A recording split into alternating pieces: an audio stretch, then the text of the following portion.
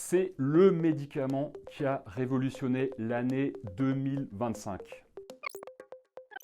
Il s'appelle Ozempic, Wegovy ou Mounjaro. Ils sont produits par les laboratoires Eli Lilly et Novo Nordisk. Tous ces médicaments répliquent une hormone, le GLP-1, qui est produit par notre intestin et qui permet de contrôler l'appétit. Ils permettent en théorie de perdre entre 15 et 20% de son poids en quelques mois.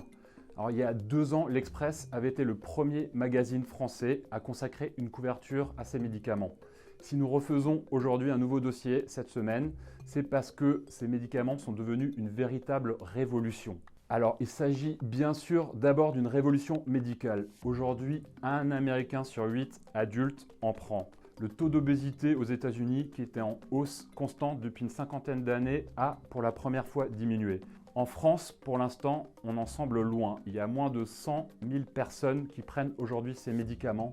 Mais pour beaucoup de spécialistes, ça va très vite augmenter, en sachant qu'il y a en France aujourd'hui 10 millions d'obèses.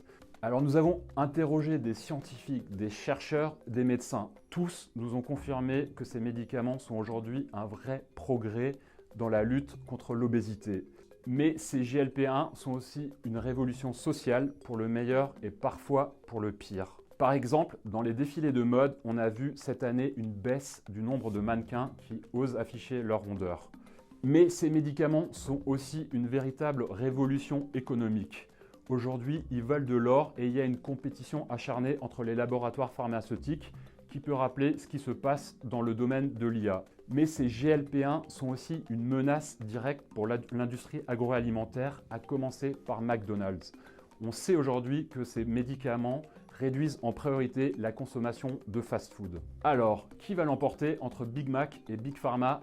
C'est à lire cette semaine dans le dossier de l'Express, en magazine et sur notre site internet.